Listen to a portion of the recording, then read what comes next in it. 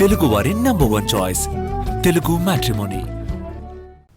స్టాంపులు రిజిస్ట్రేషన్ శాఖ ప్రక్షాళనపై ఫోకస్ పెట్టింది తెలంగాణ సర్కార్. కరప్షన్కు అడ్డుకట్ట వేసేందుకు కొన్ని మార్పులు తీసుకొని వస్తుంది. అవేంటో ఒకసారి చూద్దాం. తెలంగాణ రిజిస్ట్రేషన్ శాఖలో మార్పులకు శ్రీకారం చుట్టింది ప్రభుత్వం. వరుస వివాదాలతో యుద్ధ ప్రాతిపదికన కొన్ని నిర్ణయాలు తీసుకుంది. దీంతో పాటు డాక్యుమెంట్ రైటర్లు, దళారుల వ్యవస్థను పూర్తిగా తగ్గించేలా ప్రణాళికలు రూపొందిస్తోంది. వీరిని కట్టడి చేసేందుకు 6 నెలల క్రితం స్లాట్ విధానం అమల్లోకి తీసుకొచ్చినప్పుడు కొనుగోలు, విక్రయానికి సంబంధించి డాక్యుమెంట్ను ఎలా తయారు చేయాలన్న దానిపై ఫార్మాట్ను ఆన్లైన్లో ఉంచింది. అయితే దానిపై ఎవరూ దృష్టి పెట్టకపోవడంతో దళారీ వ్యవస్థ అలాగే కొనసాగింది. ఇటీవల ఏసీబీ దాడులు జరిగిన తర్వాత ఆన్లైన్లో డాక్యుమెంట్ను ఎలా రూపొందించాలన్న దానిపై సబ్ రిజిస్ట్రార్లు, కొనుగోలు, విక్రయదారులకు అవగాహన కల్పిస్తున్నారు. దీనివల్ల రానున్న రోజుల్లో డాక్యుమెంట్ రైటర్లు, దళారుల వ్యవస్థను దాదాపు తగ్గించవచ్చని ప్రభుత్వం భావిస్తోంది.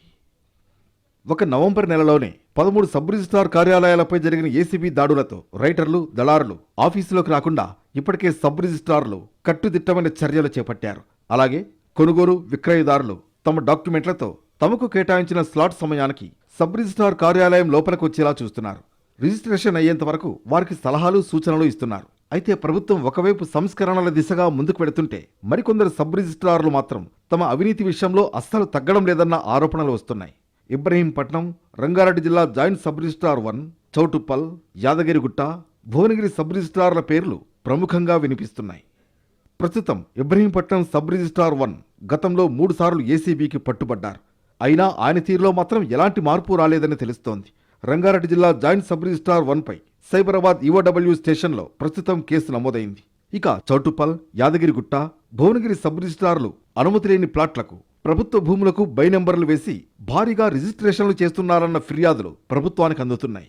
ఇలాంటి పరిస్థితుల్లో అవినీతి అక్రమాలకు పూర్తిగా చెక్ పెట్టేందుకు భారీ ప్రణాళికను సిద్ధం చేసింది తెలంగాణ సర్కార్. మరి ఇది ఎంతవరకు సత్ఫలితాన్ని ఇస్తుందన్నది చూడాలి.